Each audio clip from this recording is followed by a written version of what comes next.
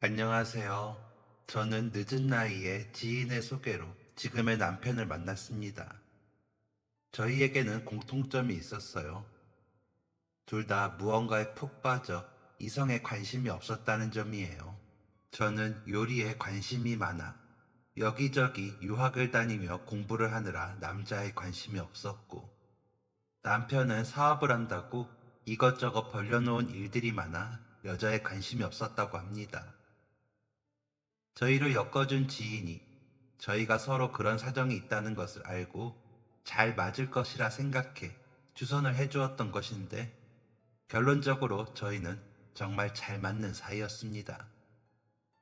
처음 만남부터 어쩐지 이 사람이라면 결혼을 해도 좋을 것 같은 느낌을 받았었는데, 남편도 그런 느낌을 받았다고 하더라고요.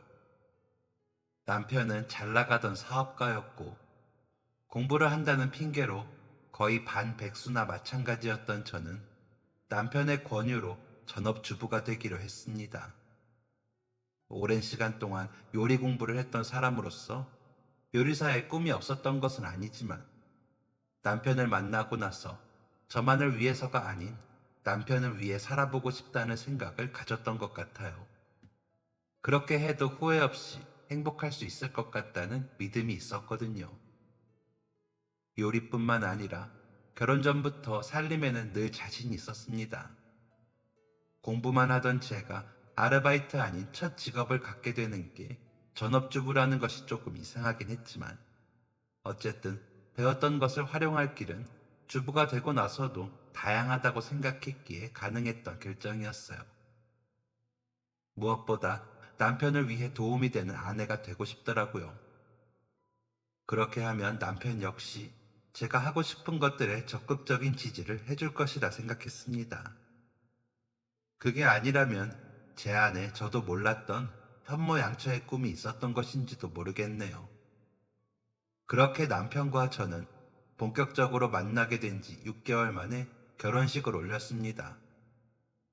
연애 한 번을 하지 않던 제가 남자를 만나 6개월 만에 결혼을 하겠다고 선언하니 주변에서도 모두가 놀란 눈치였어요. 그토록 저희가 결혼을 빨리 서둘렀던 것은 하루빨리 아이를 낳아 가정을 꾸리고 싶었던 저희의 뜻이 통했기 때문이었습니다.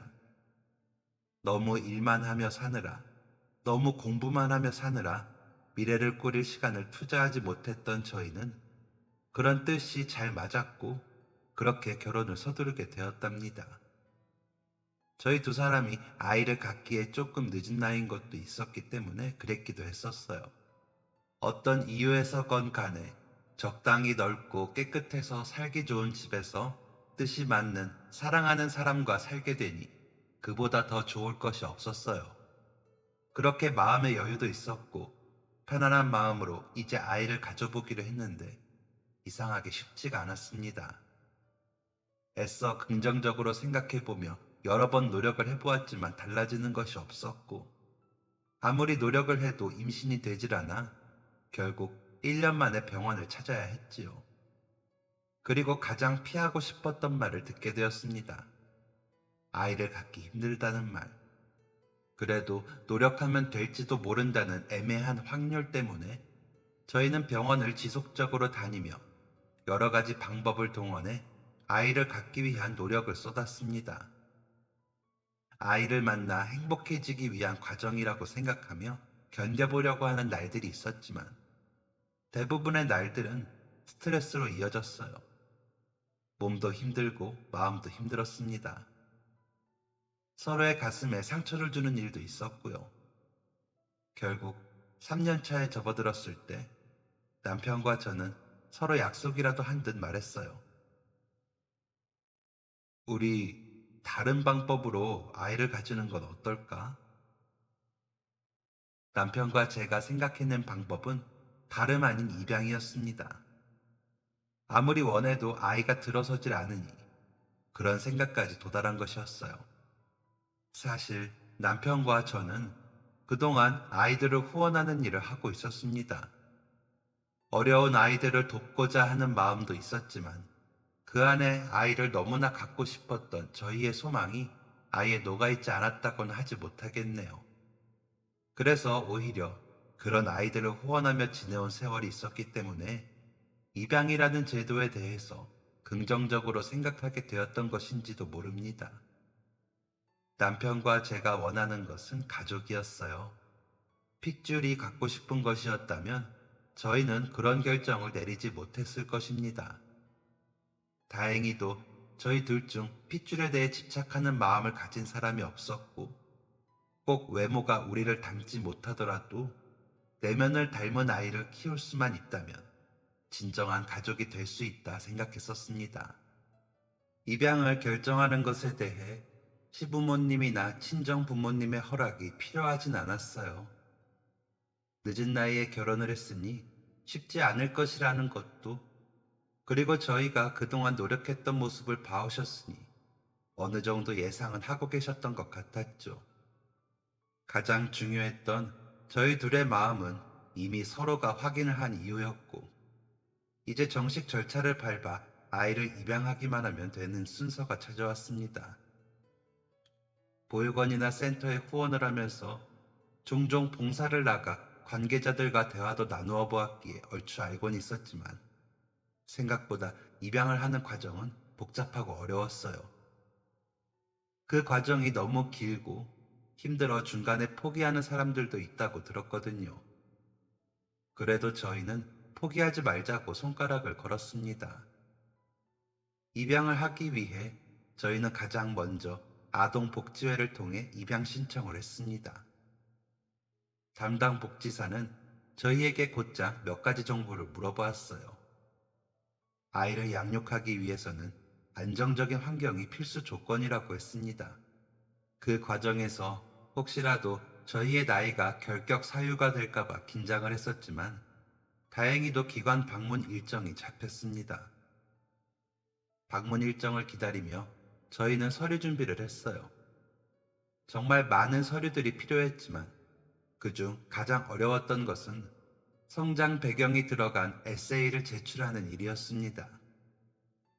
저의 성장 과정부터 어떤 환경에서 자랐는지, 어떠한 가치관을 갖고 성장했는지를 글로 작성해야 했어요.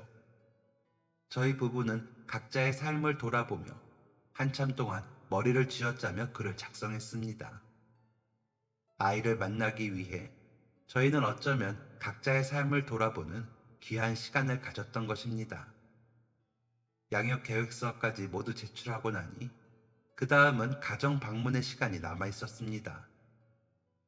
미리 약속된 일정에 한 차례 걸쳐 방문을 하셨고, 두 번째 방문은 저희에게 어떤 일정을 미리 알려주지 않은 채 불시에 진행되었어요.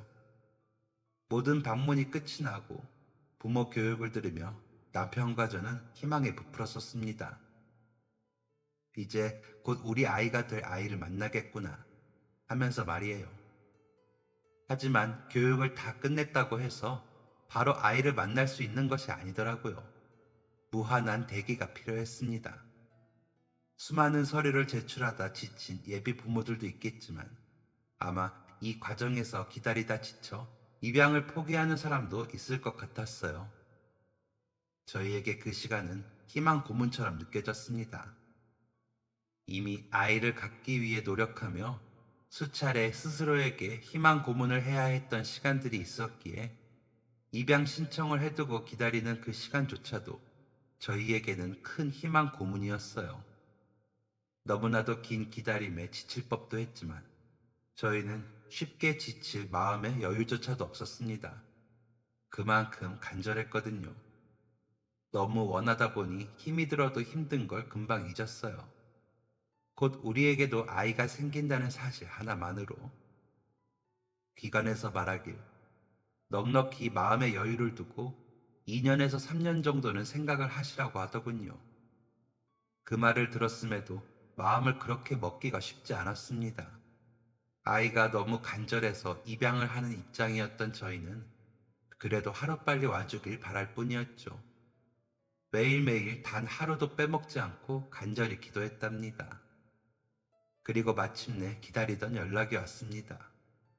정확히 1년 7개월 만에 연락이었어요. 그때의 반가움은 이루 말할 수 없습니다. 남편도 저도 핸드폰에 귀를 맞대고 눈물을 흘렸어요. 그렇게 기다리고 기다리던 아이를 드디어 만나보러 가게 되었습니다. 보통 많은 사람들이 신생아나 3살 미만의 아이를 입양하려고 한다고들 합니다. 하지만 남편과 저는 아이의 나이를 크게 중요하게 생각하지 않았습니다. 사실 저희 부부의 나이가 있어서 신생아가 아니라 입양되지 못하고 있는 나이대의 아이도 괜찮다 말씀드렸었어요. 그렇게 해서 저희가 만난 아이는 7살 된 딸아이였습니다. 아이의 건강 상태와 출생 정보를 전해들은 저희는 망설임 없이 고개를 끄덕였어요. 그리고 아이를 만난 후 기관의 허락을 받아 입양 확정이 나기까지의 기간 동안 입양 전체 위탁을 시작했습니다. 아이가 올 날만을 기다리며 미리 사두었던 침대며 각종 가구들이 있던 방, 주인 없던 그 방에 드디어 주인이 찾아오게 된 것입니다. 모든 것이 낯설 법도 한데 아이는 너무 예쁘게 웃어주었어요. 차마 그 아이 앞에서 울지는 못하고 남편과 저는 각자 돌아서서 한참이나 울었어요. 둘이 동시에 울면 아이가 혼자 있어야 하니 각자 가서 울고 오는 걸로 했었답니다. 지금 생각하면 그렇게까지 해서 울어야 했나 싶어 웃음이 나네요. 딸아이의 이름은 주은이. 저희는 그 아이를 은희 공주라고 불렀답니다. 힘들게 저희에게 온 만큼 모든 사랑을 주었습니다. 무려 5년 남짓한 시간을 기다려 만난 아이였어요. 그동안의 애틋함 때문인지 그 아이의 얼굴에서 자꾸만 제 얼굴이 보이고 남편의 얼굴이 보였습니다. 신이 꼭 저희와 닮은 아이를 선물해 주신 것만 같은 기분이었죠. 아이가 들어서지 않아 괴로웠을 땐 그렇게나 하늘을 원망했었는데 이렇게 예쁜 아이가 와준 이후로는 오히려 하늘에 감사하기만 했습니다. 공주는 무럭무럭 자랐어요. 저희를 곧잘 엄마 아빠 하며 예쁘게 불러주기도 했습니다. 밥도 편식하는 것 없이 잘 먹고 병아리처럼 꾀꼬리처럼 예쁜 목소리로 노래를 부르기도 했습니다. 야무진 손으로 제 손을 잡을 때면 심장이 두근거렸어요. 그 맑은 눈동자에 저와 남편의 모습이 가득 들어차는 걸 보고 있으면 벅차올라 눈물이 나기도 했습니다. 저는 주은이의 머리를 닦는 것이 가장 좋았어요. 매일 아침마다 제 품에 쏙 안겨서 엄마 머리 따아주세요 하고 말하던 주은이의 모습이 얼마나 예쁜지 보지 못한 분들은 아마 모르실 겁니다. 이렇게 예쁜 아이를 만나려고 그동안 그렇게 힘들었나 보다. 남편과 저는 종종 그런 말들을 주고받았습니다. 저의 사랑하는 딸이 타이에 의해 혼자여야만 했을 7년이라는 그 긴 공백을 사랑으로 가득 채워주기 위해 제 인생은 완전히 아이에게로 쏠렸었어요. 남편도 마찬가지였습니다. 저희는 삶의 모든 것을 아이를 위해 바꿔가며 살았습니다. 그리고 그런 순간순간들이 숨이 차오를 정도로 행복했었답니다. 하루하루를 모두 기록해가며 평생 돌려보고 또 돌려보고 싶을 정도로 꿈같은 시간들이었습니다. 그런데 그런 꿀같은 달콤한 시간도 잠시 주은이가 저희 곁으로 온 지 2년밖에 채 되지 않던 해에 남편의 사업이 힘들어지게 되었습니다. 주은이가 초등학교에 입학하고 2학년이 되었던 해였어요. 어려운 상황에 남편은 집으로 돌아오지 못했습니다. 저는 힘들어하는 남편이 걱정되어 그래도 집에 들어와 주은이 얼굴이라도 보라고 말을 했었지만 남편에게는 그럴 생각조차 할 수 없을 만큼 큰 괴로움이었던 것 같아요. 사실 저도 마음이 불안했습니다. 여태 한 번도 그런 적이 없었기 때문에 게다가 사업에 대해 잘 모르는 제가 남편에게 도움이 되지도 못하는 것 같아 괴로웠었어요. 남편은 가끔 주은이와 제가 잠든 시간에 몰래 집에 들어와 저희의 자는 얼굴을 보고 다시 회사로 향하곤 했습니다. 주은이를 학교에 보내고 나서 제가 회사를 찾아가 남편의 얼굴을 보려고 하면 남편은 제게 말했었어요. 어떻게 내가 당신 얼굴을 보겠어. 다 말아먹었다. 날이 갈수록 저희 부부는 불안감이 최고로 달하고 있었습니다. 경제적인 어려움은 걱정해 본 적이 없었던 저는 대체 무엇 때문에 남편의 회사가 그토록 어려워졌는지를 알기 위해 남편 몰래 알아보기 시작했죠. 상황을 아는 사람들 중 쉽게 입을 열어주는 사람들은 없었습니다.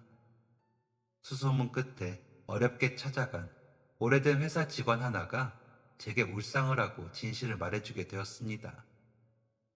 남편이 오랫동안 함께 믿고 의지하며 회사를 이끌어왔던 파트너가 계약서를 잘못 작성하게 되면서 회사 입장에서 심각한 적자가 일어났었다고 하더군요.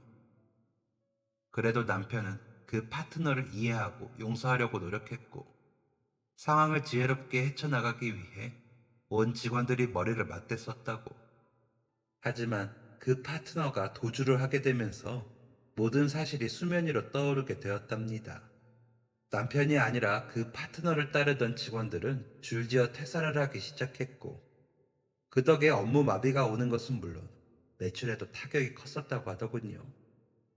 파트너가 도주를 하게 되면서 공중으로 사라진 금액만 해도 한 해 매출을 훨씬 뛰어넘는다고 했어요.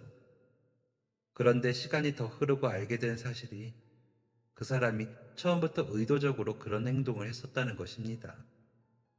늘 잘 나가던 남편을 시샘했던 친구의 배신이었던 거예요. 대표님이 그래서 심적으로 많이 힘드실 거예요. 아마 가족들한테 이야기 못 하시는 것도 그런 이유 때문일 거예요. 사람 잘못 믿었다는 죄책감이 크실 거예요.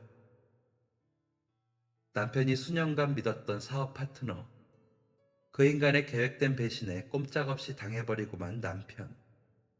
저를 비롯한 부모님들께도 남편은 털어놓지 못한 채 혼자서 그 모든 짐을 짊어지고 끙끙대고 있었던 것입니다.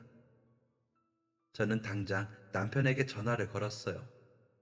받지 않는 전화를 걸고 또 걸었습니다. 부재중 전화 3통이 지나가니 남편이 그제야 전화를 받았어요. 남편의 첫 마디는 그랬습니다. 혹시 집에 무슨 일 있어? 그 상황에서도 겨우 제 전화 3통에 집에 무슨 일이 있느냐고 걱정을 하는 남편이 아내로서 측은하면서도 인간 대 인간으로 한심했어요. 저는 남편에게 일부러 못된 말을 뱉었습니다. 제가 낼 수 있는 가장 못된 목소리로. 당신 정말 그따위로 살 거야? 저는 당장 남편에게 집으로 들어오라는 말을 했습니다. 그러고는 더는 못 참겠다고 하고 전화를 끊어버렸죠. 그랬더니 남편이 놀라서 집으로 달려왔고 저는 전화로 화를 냈던 좀 전과는 달리 남편을 보자마자 와락 끌어안으며 말했습니다. 사업이 망했다고 당신이 망한 게 아니잖아. 왜 혼자 힘들어하고 있어? 왜 나랑 나눠 가질 생각은 하지 않는 거야? 우리 부부잖아. 나는 죽어도 당신 편인데. 왜? 제 말을 들은 남편은 말했습니다.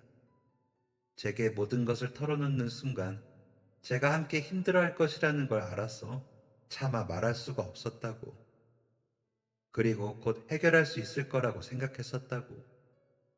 그런데 뜻대로 되지 않아서 이대로 바닥을 쳐야 할 것 같아서 미안하다고 말했습니다. 용기가 없어 말하지 못했던 남편의 어깨가 가엾게 보였어요. 하지만 어차피 이미 벌어진 일이었고 가장 최고의 수습은 함께 나누어 짊어지는 것뿐이었습니다. 그렇게 회사는 문을 닫았습니다. 완전히 파산이었어요. 그 와중에 도망간 남편 친구를 찾아내 처벌받게 할 방법을 찾고 다녔지만 이미 해외로 튀어버린 건지 국내에 흔적도 없는 그 사람을 잡아다 족치는 것은 너무 어려웠습니다. 빚밖에 남질 않았으니 경제적인 어려움도 있었고요. 남편은 스트레스로 탈모와 불면증까지 왔습니다. 저도 힘들고 남편도 남편대로 힘들었지만 가장 괴로웠던 것은 그 상황을 지켜보는 딸아이 주은이었을 것입니다. 하지만 저희 부부는 미처 생각하지 못했었죠. 그걸 지켜보는 주은이의 심정이 어떨지를 말입니다. 주은이의 속마음을 알게 된 건 학교 선생님 때문이었어요. 평소처럼 아침밥을 먹이고 학교를 보낸 뒤 청소를 하는데 전화가 걸려왔었거든요. 주은이 어머님, 여기 학교입니다. 혹시 댁에 무슨 일이 있으신가요? 다름이 아니라 주은이가 몇 번 얼굴을 본 적이 있는 주은이의 담임선생님의 표정이 눈앞에 그려졌습니다. 선생님이 꼭 잔뜩 글썽글썽한 눈을 하고서 저를 바라보며 말하는 것만 같았어요. 선생님은 주은이의 일기장을 매일 확인하고 있었습니다. 학교에서 아이들에게 매일 일기를 써오라고 숙제를 내주었었는데 제가 한동안 여러 가지로 힘들어 주은이의 일기 숙제를 챙겨주지 못했었어요. 아이의 마음을 가장 잘 들여다볼 수 있는 장치가 어쩌면 그 일기장이었을 텐데 제가 미처 들여다보지 못했던 것입니다. 그리고 제가 보지 못했던 그 시간 동안 저를 대신해 선생님께서 그 일기장을 봐주시고 계셨던 것이죠. 그저 숙제 검사를 위한 행동이었겠지만 일기를 읽다 범상치 않음을 느끼시곤 연락을 주신 것이었습니다. 선생님과의 통화를 끊고 나서도 저는 손이 덜덜 떨려 핸드폰을 그대로 귀에 붙인 채 아무것도 하지 못했습니다. 겨우 9살 된 어린아이에게 무슨 생각을 하게 만든 것인지 죄책감과 미안함이 밀려들었어요. 하루 종일 멍하니 그렇게 바보처럼 시간을 보내고 있다가 주은이가 하교해 집에 들어오고 나서야 정신을 차렸습니다. 저는 아무렇지 않은 듯 주은이에게 하루 일과를 물어보는 척하며 가방 속에서 일기장을 꺼냈습니다. 그리고 열어본 주은이의 일기장 속에는 온통 저와 남편에 대한 이야기뿐이었어요. 그중 선생님이 그냥 넘길 수 없어서 제게 전화를 주셔야만 했던 날의 일기가 보였습니다. 9살이 쓴 일기라고는 믿어지지 않을 내용이었어요. 아빠 회사가 망해서 우리 집이 어려워졌다고, 우리 집이 망했다고, 그래서 자기가 다시 집에서 쫓겨나게 될까봐, 버려지게 될까봐 걱정된다고, 다시 엄마 아빠가 없는 아이로 살아야 할까봐 무섭다고, 그대로 무너지듯 바닥에 주저앉아 일기장을 가슴에 끌어안았습니다. 엉엉 소리내어 울고 싶었지만 화장실에서 손을 씻고 있는 주은이가 들을까봐 그러지도 못했어요. 그런데 등 뒤로 자박자박 발소리가 들리더니 주은이가 저를 와락 끌어안는 것입니다. 엄마. 단 두 글자, 엄마라는 그 단어만 뱉었을 뿐인데도 주은이의 마음속을 들여다보는 기분이 들었습니다. 집이 힘들어져도 저희는 결코 단 한순간도 그런 생각을 한 적이 없었습니다. 주은이를 다시 그곳으로 내쫓다니, 제 몸이 알거지가 되는 한이 있더라도 주은이는 빼앗길 수 없는 존재였습니다. 그 단 두 글자로 제가 주은이의 마음속을 들여다본 것 같은 기분이 들었던 것처럼 주은이도 저를 끌어안은 채 제 마음속을 들여다볼 수 있었으면 했어요. 하지만 주은이는 여전히 엄마라는 부름 뒤에 울먹이고만 있었고 저는 용기 내어 뒤를 돌아 일기장 대신 주은이를 품에 안았습니다. 엄마가 미안해. 우리 주은이 불안하게 해서. 주은아, 그런 걱정 안 해도 돼. 엄마랑 아빠는 주은이 없으면 안 되는 사람들이야. 엄마 아빠가 돈이 없고 집도 없고 가진 게 아무것도 없는 사람이 되더라도 우리 주은이 하나만큼은 꼭 지킬게. 그러니까 우리 주은이 여기 일기장에 쓴 것처럼 그런 생각 절대 하지 마. 엄마 아빠는 죽을 때까지 우리 주은이 엄마 아빠 할 거니까. 너는 이미 엄마 아빠 딸이고 앞으로도 영원히 엄마 아빠 딸이야. 엄마 아빠가 풍족하게 못 키워줘서 그래서 오히려 미안해. 엄마 아빠가 미안해, 주은아. 울먹이던 주은이는 결국 제 품에 안겨 울음을 토해냈어요. 저도 그런 주은이의 뒤통수를 끌어안은 채 눈물을 흘렸습니다. 집에 남편이 없어서 다행이라고 생각했어요. 그 장면을 남편이 봤더라면 남편이 더 힘들어졌을지 모릅니다. 그날 밤 결국 저는 저희 가족의 행복을 위해서 남편에게 제안했어요. 모든 걸 내려두고 우리 살 길을 만드는 것에만 집중하자고 말입니다. 그렇게 저희는 흔적 없이 사라진 그 몹쓸 자식을 찾는 것을 속이 쓰리지만 일단 그만두기로 했습니다. 될 수 있으면 하루라도 빨리 가슴 저편에 털어버리기로 했어요. 대신 우리 가족을 위해 앞으로의 일만 생각하기로 했습니다. 가슴이 미어지고 답답하기도 하고 힘들었지만 가슴에 묻어두고 주은이를 생각해야 했어요. 남편이 더 병드는 것도 싫었고. 그래서 그날로 저희는 서로를 위해 살기로 다짐했습니다. 저는 속으로 한 번 더 다짐했죠. 우리 가족들을 위해 어떻게든 살아내자고 말입니다. 강한 사람이 되는 건 그리 어렵지 않았습니다. 완전히 망하는 것보다는 쉬운 일이라고 생각했거든요. 저는 닥치는 대로 일거리를 잡았습니다. 가정집 파출부 일도 하고 식당 일도 겸했습니다. 요리사로 취업하려니 일자리도 마땅치 않고 붙잡혀 있는 시간에 비해 받는 돈이 너무 적더라고요. 그래서 그냥 일만 잘하면 돈을 많이 주는 그런 일이라도 해야겠다는 생각이 앞섰습니다. 물론 제가 파출부 일을 한다는 것에 대해 남편은 괴로워했습니다. 하지만 그 괴로움도 잠깐이었어요. 남편도 남편대로 바쁘게 살아야 했거든요. 어떻게든 다시 일어서 보려고 발버둥 쳐야 했으니까요. 수억의 빚을 갚으려 공사장과 이곳저곳을 전전하며 재기를 누렸지만 여의치 않았습니다. 그런 모습을 볼수록 저는 더 악착같이 일했어요. 솔직히 주은이 생각만 하면 그런 일에 휘말려 전 재산을 날리고 빚까지 얻어버린 남편이 원망스러운 날도 가끔 있었습니다. 그런 날이 없었다고 하면 거짓말이지요. 하지만 아무리 미운 날에도 그래도 사랑한다는 생각으로 버티려 했습니다. 그래도 남편을 사랑하고 그래도 주은이를 사랑하니까요. 그 후 저희는 수년 동안 빚 갚는 것에 열중하며 살았습니다. 돈을 벌면 빚을 갚고 다시 돈을 벌어서 주은이 교육비와 집 생활비를 했어요. 빠듯하게 살았지만 그래도 나날이 쑥쑥 커가는 주은이를 보고 있으면 행복했답니다. 없이 자라게 하는 것이 겨우 이 정도밖에 못해줄 거면서 저희 집으로 데려온 것이 미안했던 날이 하루 이틀이 아니었지만 그래도 주은이는 투정 한 번 하지 않고 곱게 자라주었습니다. 오히려 투정 한 번 않는 주은이가 안쓰럽기도 했어요. 주은이는 늘 엄마 아빠 키워주셔서 감사합니다 하는 말을 입에 달고 살았습니다. 주은이의 그런 말들과 함께 저는 거의 10년이 넘는 세월 동안 주은이의 그 일기장을 가슴속에 품고 살았어요.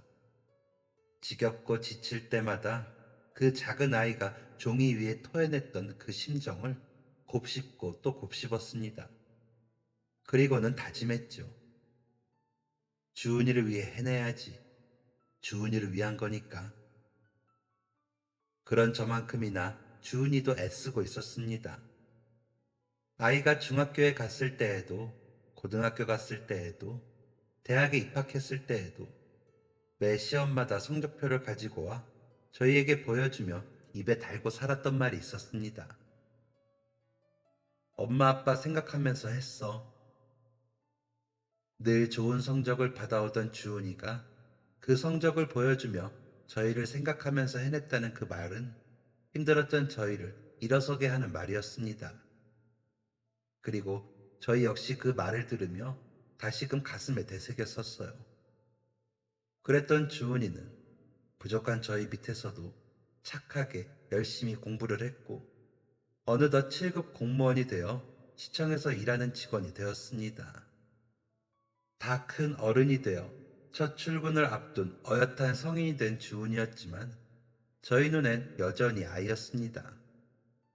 주은이는 공무원 시험에 합격했을 때에도 저희에게 그렇게 말했었어요. 엄마 아빠 생각하니까 잘할 수 있었어. 엄마 아빠도 처음에 나 입양해서 데려온다고 시험 쳤었잖아. 내가 그거 보고 배운 거지 뭐. 지켜줘야 할 것만 같았던 어린 딸이라고만 생각했었는데 어느덧 자기 몫을 하는, 아니 어쩌면 부모보다 더 큰 사람이 되어가고 있었던 건지도 모르겠습니다. 그럼에도 자기가 잘난 것이 다 엄마 아빠 덕분이라고 말하는 딸을 사랑하지 않을 수가 없었어요. 세상 어떤 것과도 비교할 수 없을 만큼 너무 사랑했고, 또 저는 특히나 그 아이에게 심리적인 위안을 얻는 것이 컸었습니다. 그만큼 예쁘고 곱게 착하고 똑똑하게 자란 주은이가 그렇게 처음 시청에 출근을 했던 날이었어요. 아침부터 분주하게 아이의 첫 출근길을 도와주고 저도 바로 파출부일을 하러 출근을 했었습니다. 평생 우리 가족 먹을 음식만 차릴 거라 생각했었는데 이젠 남의 집 밥상 차리는 것이 더 익숙해진 저랍니다. 그래서 마치 로봇처럼 제한 시간 안에 청소와 빨래, 요리를 해두고 서둘러 퇴근을 했어요.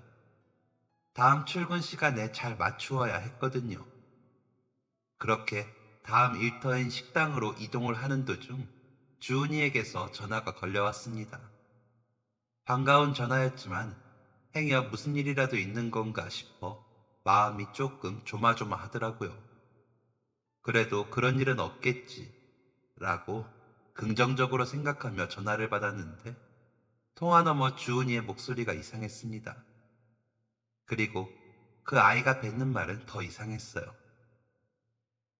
엄마, 나 친엄마 찾은 것 같아.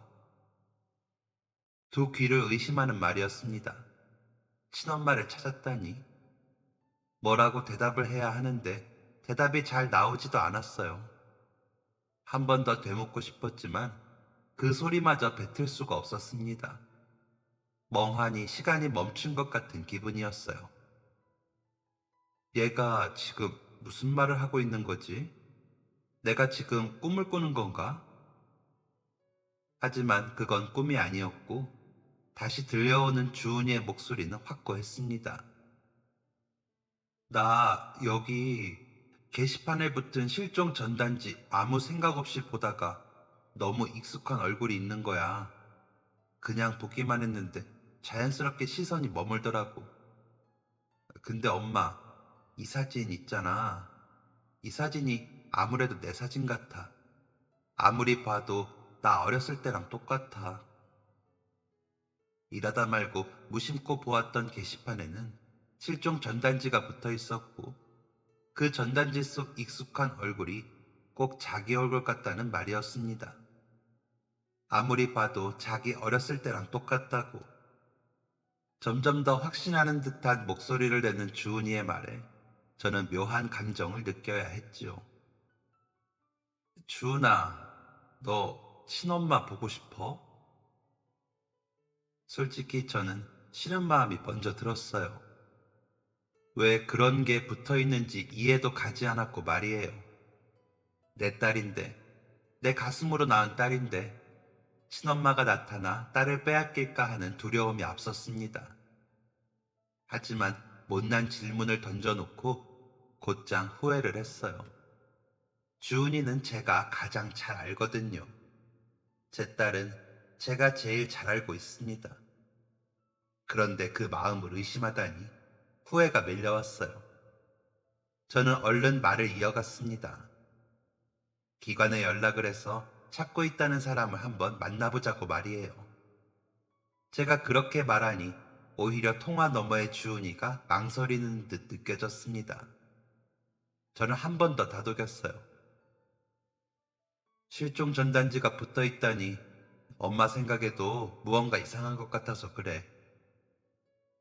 그렇게 저희는 기관에 연락을 취했고 그 전단지 사진 속 아이를 찾는다는 여자를 만나기로 했습니다. 그리고는 주은이의 유전자 등록을 진행했어요. 친딸인지 확인하는 과정에서 필요하다고 했습니다. 그러는 와중에도 남편과 제 머릿속에는 혹시나 진짜 친엄마가 맞으면 우리는 어떻게 해줘야 하는 걸까 하는 복잡한 마음이 들었었습니다. 저희가 아이를 데려다 키웠다고 해서 아이를 마음대로 할 수 있는 것도 아니었거니와 무엇보다 이제 어엿한 성인이 되어버린 주은이가 본인 의지대로 할 수 있게끔 해주어야 하는 것이 우리의 역할이었기 때문입니다. 만약에 주은이가 친엄마를 만나 우리 곁을 떠나야만 하는 상황이 생기기라도 한다면 과연 그 아이를 웃으며 보내줄 수 있을지, 생각만 해도 가슴이 미어지는 이별을 그 아이를 위해 받아들일 수 있을지 막막했습니다. 울지 않으려 해도 자꾸만 이상하게 눈물이 났습니다. 그리고 결국 주은이의 친엄마로 추정되는 그 여자를 만나게 되었습니다. 약속 장소로 나가는 내내 주은이는 제 손을 꼭 잡아주었지만 어쩐지 저보다 더 떨고 있는 것 같더라고요. 그 마음이 어떤 심정일지 딱하고 안타깝기도 하고, 부모에게로부터 버려진 아이인 줄 알았던 그 아이의 사진이 왜 실종 전단지에 붙어 있었던 것인지 여전히 정리되지 않은 마음으로 그 여자를 만나기 위한 장소에 나갔어요. 그리고 담당자의 안내에 따라 문을 열고 들어갔을 땐 제 두 눈을 의심해야 했습니다.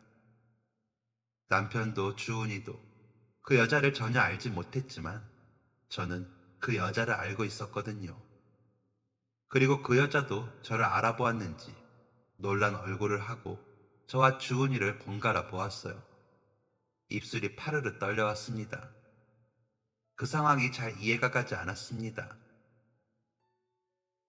여사님? 주은이를 만나기 위해 그 자리에서 저희 가족을 기다리고 있던 그 여자는 바로 몇 년 동안이나 제가 파출부 일을 해주었던 어느 부잣집 사모님이었습니다. 지금은 그 집에 일을 하고 있지 않지만 불과 2년 전까지만 해도 그 집에서 꽤 오래 일을 했었거든요. 그러니 그 상황이 당최 이해가 가지 않을 수밖에요. 그 사모님은 남편도 없이 혼자 회사 일에 미쳐 사는 분이었습니다. 그런데 어떻게 그분이 주은이의 친엄마가 될 수 있다는 것인지, 놀라고 당황한 저를 주은이와 남편이 동시에 쳐다보았습니다. 사모님도 저를 향해 한 번 더 여사님 아니냐고 물어오셨어요. 사모님이 왜 여기에? 사모님은 이미 두 눈에 눈물이 그렁그렁 맺힌 상태로 주은이를 바라보며 대답했습니다. 아주 오래전에 잃어버린 딸을 찾으러 왔다고 말입니다. 저는 그대로 두 눈을 질끈 감아버렸어요. 속으로 내심 아니기를 바랐던 겁니다. 주은이의 얼굴을 바라보고 그 사모님이 자기가 잘못 봤던 것 같다고 해주기를 바랐던 것입니다. 하지만 주은이의 얼굴을 확인한 사모님의 표정은 확신에 차 있었습니다. 그리고 무엇보다도 제가 바라본 두 사람의 얼굴 역시 너무나 닮아 있었어요. 눈물이 차올랐지만 그 자리에서 제가 울 수는 없었습니다. 주은이와 맞잡고 있던 손을 놓아주고 그 아이의 어깨를 살며시 쓰다듬었습니다. 힐끗 나를 바라보던 주은이가 한 발자국 그 사모님의 앞으로 다가갔습니다. 그리고 주은이가 내뱉은 첫 마디는 한겨울 얼음장보다도 더 차가웠습니다. 마치 그날 그렇게 만나러 간 것이 왜 자기를 버렸느냐고 따져 묻기 위함이었던 사람처럼 말이에요. 저를 그렇게 버리셨으면서 그간 안녕하셨어요? 이렇게 보기 좋은 모습인 걸 보니 많이 안녕하셨던 것 같지만, 주은이의 말에 그 공간 안의 분위기가 냉랭하게 얼어붙는 듯 했습니다. 남편과 저는 조용히 그 사모님의 대답을 기다리며 주은이의 떨리는 뒷모습을 그저 바라볼 수밖에 없었어요. 그런데 그때 사모님이 고개를 좌우로 저으며 그 자리에 덥석 무릎을 꿇고 앉았습니다. 그리고 곧이어 살면서 한 번도 들어본 적 없는 서러움이 가득한 울부짖음이 들려왔어요. 가슴 깊숙한 곳에 한이 서린 것 같은 그런 울음소리였습니다. 본능적으로 울컥하는 감정이 치밀었습니다. 말을 꺼내기도 전에 느껴지더라고요. 그분이 일부러 주은이를 버렸던 것이 결코 아니라는 것이. 아니야. 그런 게 아니야, 딸아. 엄마는 너를 버린 적이 없어. 네가 생각하는 그런 게 결코 아니야. 그래도 엄마가 미안해. 정말 미안해. 뒤늦게 너를 찾아보려고 애를 썼는데도 찾을 수가 없어서. 엄마가 미안해. 엄마가 다 잘못했어. 제가 찰나의 순간에 예감했던 것처럼 사모님은 뭔가 사정이 있었던 것처럼 주은이에게 눈물로 호소하기 시작했습니다. 예상치 못한 상황에 주은이의 얼굴이 일그러졌어요. 남편은 마음이 힘들었는지 자리를 떠났습니다. 그렇게 저와 주은이 그리고 사모님만 남겨진 공간 안에서 사모님의 이야기가 시작되었어요. 대화를 나누는 동안 마시기 좋은 차가 테이블 위에 올려져 있었지만 저희는 그 누구도 그 차에 손을 대지 않았습니다. 저는 너무 긴장했고 제가 긴장한 것만큼 두 사람도 긴장했던 순간이었어요. 여사님, 제가 혼자 사는데 어떻게 주은이 엄마일 수가 있는지 이해가 안 되시죠? 충분히 그러실 거라 생각해요. 사실 저한테는 집안에서 맺어준 사람이 있었어요. 서로가 서로한테 크게 관심은 없었지만 결혼해서 나쁠 것이 없는 상황이었기에 그냥 부모님이 하라고 하시는 대로 그 사람과 결혼을 했어요. 딱히 크게 좋아하거나 하는 사이는 아니었지만 그래도 함께 살며 정이라는 게 들었었고 자연스럽게 저희 사이에도 아이가 생겼어요. 그때 그 아이가 예원이입니다. 주은이요. 이름이 예원이었거든요. 뱃속에 있을 때부터 아끼고 사랑하고 좋은 것만 맛보고 듣게 하려고 노력했었어요. 아이가 태어나고 나서도 사랑을 듬뿍 줬어요. 남편과는 원래 사랑 같은 건 크게 없던 사이였으니 아이에게 제 사랑을 다 주었다고 해도 과언이 아닐 정도로. 근데 아이가 3살 때쯤부터 남편이 집에 소홀해진 게 느껴졌어요. 다른 여자가 생겼구나 했지만 그래도 저는 애원이만 있으면 괜찮았거든요. 그래서 모른 척을 했었는데 어느 날은 도저히 참을 수가 없어서 크게 싸우게 됐어요. 그날 그냥 참았더라면, 내가 그 인간이랑 싸우지만 않았더라면. 사모님은 두 눈을 질끈 감았다가 한참이나 뜨지 못한 채 숨을 고르셨습니다. 그때를 떠올리니 다시 감정이 북받쳐 오르는 듯 보였어요. 저는 그 이야기를 들으면서 제가 모르는 때의 주은이가 엄마에게 사랑을 받는 아이였다는 사실이 충격적이었다가도 한편으로 안심이 되었습니다. 그냥 그런 마음이었어요. 주은이에게 이야기가 큰 상처가 되진 않을 것 같다는 본능적인 느낌이 들었어요. 이 말이 정말 다 진실이라면 저 사람이 우리 주은이를 일부러 버린 것은 아닌 것이 되니까요. 집안이 쩌렁쩌렁 울릴 만큼 큰 소리로 싸웠어요. 그날. 그리고는 남편이 집을 나가야겠다고 하더라고요. 저더러 마음이 평온해질 시간이 필요한 것 같다고. 좀 진정되면 아이를 데리고 다시 들어오겠다며 아이를 데리고 나갔어요. 그때 그냥 헛소리 하지 말고 애는 두고 나가라고 했어야 했는데 감정이 너무 격해서 저도 그런 생각을 해버린 거예요. 이런 상태로 애를 데리고 있으면 애한테도 안 좋겠다는 생각. 멍청한 생각이었어요. 남편이 애를 데리고 나간 동안 앞으로 어떻게 갈라설지를 고민하느라 머리가 터질 것 같았어요. 몇 시간이 지나도 남편이 오지를 않고 애 때문에 걱정이 돼서 언제 들어올 거냐고 전화를 했더니 그제야 집에 들어오더라고요. 그런데 그 인간 정말 미친놈이더라고요. 아니, 제가 미친 거였죠.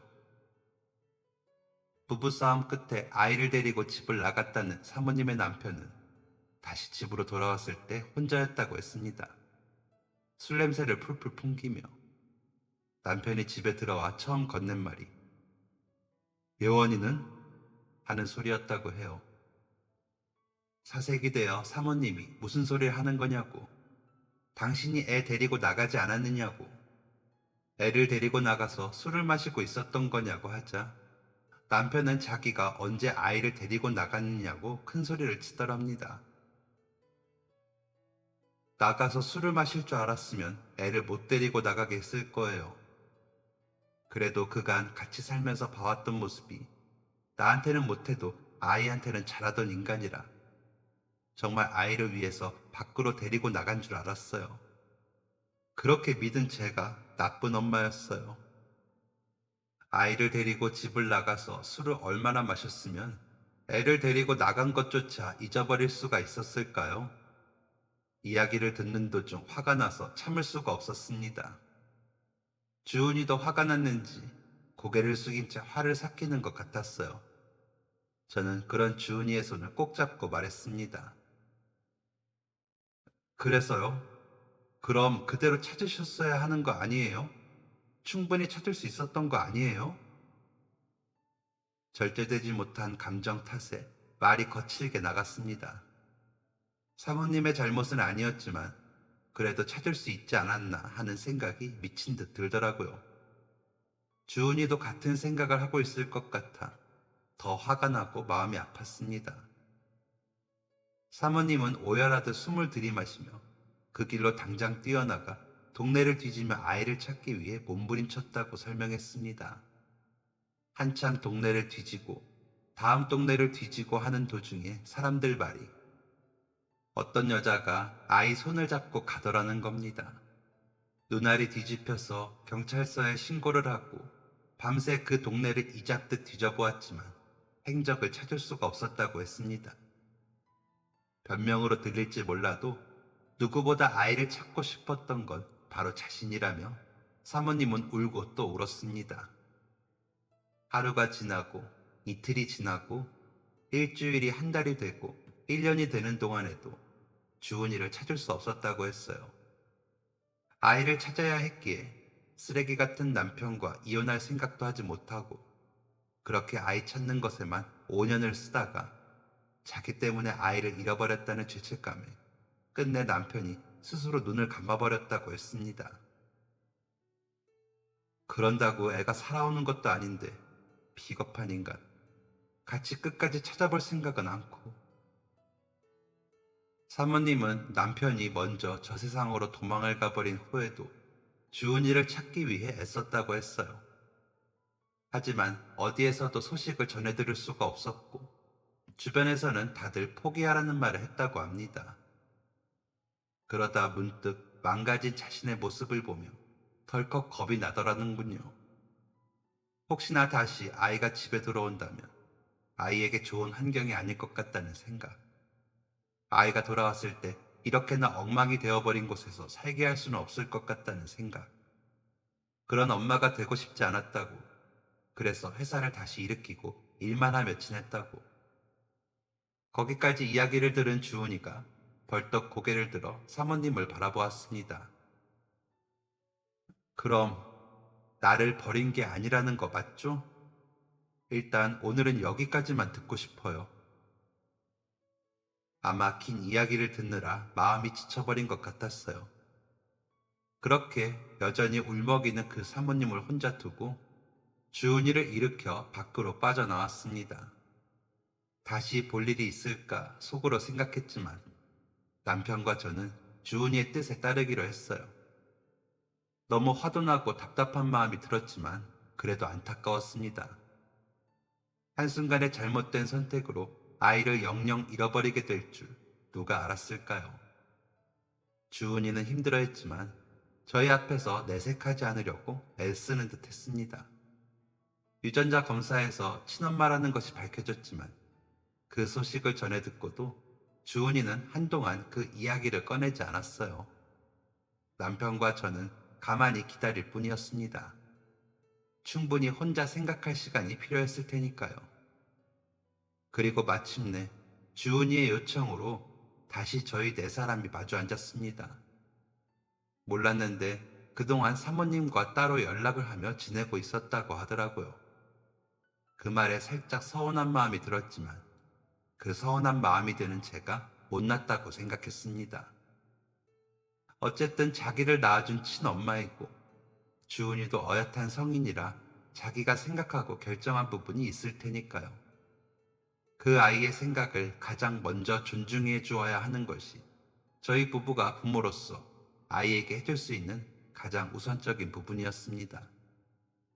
주은이는 무언가 단단히 결심했다는 듯 그 자리에서 저희 모두를 향해 말했습니다. 나는 항상 가족이 최고라고 생각하는 사람이에요. 그래서 나를 버린 친부모를 이해하지 못했고 속으로 많이 미워하며 자랐어요. 근데 이제와 이야기를 들어보니 사실 나를 버린 것이 아니라는 것을 알게 되었고 그래서 많이 속상했어요.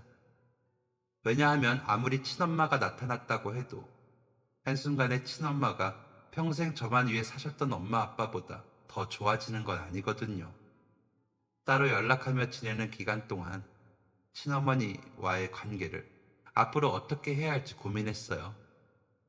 저도 다시 만나게 되어서 다행이라고 생각하고 또 어떤 분인지 너무 궁금하고 하지만 지금의 저희 엄마 아빠를 두고 갈 수는 없어요. 혼자였던 저를 거두어 여태 사랑으로 대해주신 분들을 제가 버릴 수는 없었어요. 그래서 말인데 두 분 다 엄마로 모시면 안 될까요? 주은이가 한마디 한마디 내뱉을 때마다 행여 이제는 친엄마의 품에 가서 살겠다는 말이 나올까봐 조마조마하며 이야기를 들었습니다. 남편도 긴장이 되는지 내내 두 손을 꽉 쥐고 이야기를 듣고 있었고요. 그런데 주은이의 입에서 나온 말은 예상치 못한 말이었어요. 앞으로 어느 누구의 딸만 하겠다는 그런 이야기가 아닌 두 엄마 그대로 받아들이고 지내면 안 되겠냐는, 두 엄마를 다 모시면 안 되겠냐는 그런 말. 남편과 저는 그대로 눈을 마주쳤습니다. 솔직히 그보다 더 좋은 결정이 있을까 하는 생각이 들었거든요. 그래서 잽싸게 고개를 끄덕였어요. 고맙다고. 엄마 아빠는 주은이가 그렇게 하고 싶다면 반대할 이유가 없다고.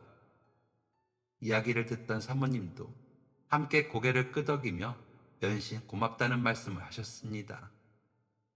저희가 불안했던 것만큼 아마 그쪽에서도 불안한 마음은 마찬가지였겠죠. 그렇게 저희는 서로가 서로를 이해하고 받아들이기로 했습니다. 무엇보다 그건 저희 모두가 가장 사랑하는 존재인 주은이가 내린 결정이었으니까 그 아이의 결정을 존중해주고자 했어요. 사모님은 그 후로 저희에게도 자주 연락을 주셨습니다. 주로 고맙다는 내용의 안부 연락이었고 가끔 서로의 이야기를 하며 울먹이기도 했었어요. 대화를 나누다 보니 저는 출산이라는 경험이 없었지만 엄마라는 공통점 안에서 통하는 점이 많더라고요. 그래서 처음에 가졌던 껄끄러운 마음을 지워버리고 조금 어렵지만 천천히, 아주 천천히 마음을 터놓게 되었습니다. 그런데 그러던 어느 날 그 사모님에게로부터 만나자는 연락이 왔습니다. 종종 연락을 주고받긴 했어도 직접적으로 만나자는 연락은 처음이었기에 무슨 일인가 싶다가도 문득 긴장이 되었어요. 하지만 피할 이유는 없었기에 바로 달려나갔습니다. 혹시라도, 아주 혹시라도 주은이에 관한 일일지 모른다는 생각에 망설일 이유가 없었어요. 하지만 사모님이 꺼낸 대화 주제는 다른 것이었습니다. 저 불쾌할 수 있을 거 알아서 일단 미안하다는 말부터 할게요. 제가 사실 의도한 건 아닌데 어쩌다 보니 댁 사정을 알게 됐어요. 사모님이 꺼낸 이야기는 남편의 사업 이야기였습니다. 자기도 사업을 하는 사람이라 잘 알고 있다고, 그렇게 힘든데 어떻게 버텼냐고 하시며 도움을 주고 싶다는 말을 건네셨어요. 저는 그 자리에서 바로 그러실 필요 없다고, 빚을 갚아가는 중이라고 말씀드렸습니다. 하지만 사모님은 애원하듯 제게 말씀하셨어요. 내가 이렇게라도 해야 도리가 맞는 것 같아서 그래요. 그렇게 힘든 상황 속에서도 주은이를 놓지 않고 끝까지 사랑 안에서 키워주는 게 감사해서 내가 그 감사한 마음을 어떻게 갚을 수 있을까 고민하고 또 고민했는데 이렇게 한다고 해서 그 감사함을 다 갚을 수 없다는 걸 알아요. 하지만 제가 뭐라도 해드리고 싶어서 그래요. 저는 늘 아이에게 해주고 싶은 것이 많았던 사람인데 이렇게라도 해줄 수 있는 것이 생겼다고 생각합니다. 차라리 예전에 우리 집에 오셨을 때 그때 미리 알았더라면 조금이라도 덜 힘들게 해드릴 수 있었을 텐데 그러지 못했던 게 너무 후회가 돼요. 그러니까 제발 받아줘요. 제발 내가 이거라도 할 수 있게 해주세요. 부탁합니다. 사모님의 말을 들으며 곰곰이 생각에 잠겼습니다. 사랑하는 아이를 위해 무엇이든 해주고 싶던 마음. 그 마음으로 저희 부부는 주은이에게 나름의 최선을 다하며 지내왔습니다. 다 주고도 늘 부족한 것 같아 미안했던 마음. 다 주고도 더 주고 싶은 그런 마음. 문득 사모님에게도 그런 마음이 있었을 것을 생각하니 마음이 좋지 못했습니다. 이제라도 이렇게 주은이에게 해줄 수 있는 것이 생겼다는데 그걸 제가 막을 자신이 없더라고요. 그리고 솔직히 한편으로 빚을 갚을 수 있다는 생각을 하니 마음이 놓이기도 하고 남편과는 물론이고 주은이와도 충분한 대화를 통해 상의를 했습니다. 이건 저와 사모님 둘만의 대화로 결정할 수 없는 부분이었으니까요. 그리고 결국 그렇게 했으면 좋겠다는 주은이의 의견에 따라 사모님께서 저희 빚을 갚아주시게 되었습니다. 사업빚도 마음의 빚도 어느 정도 청산한 저희는 그 후로도 천천히 서로에게 마음을 터놓으며 좋은 관계로 잘 지내고 있습니다. 주은이는 저희 두 엄마를 김엄마, 박엄마라고 부릅니다. 첫째 엄마, 둘째 엄마라고 부르는 건 왠지 저희 둘에게 순서를 부여하는 것 같아 꺼려진다고 하더라고요. 어떤 호칭으로 불리건 간에 여전히 주은이가 제 딸이라 행복합니다. 현명하고 지혜로운 주은이를 낳아준 사모님에게도 감사한 마음이 드네요. 무엇보다 아이의 마음속에 상처로 자리 잡았던 일들이 이제 싹 씻겨 나가기를 간절히 기도합니다. 지금까지 사연 들어주셔서 감사합니다. 사연이 재밌으셨다면 구독과 좋아요를 눌러주세요. 감사합니다. 안녕히 계세요.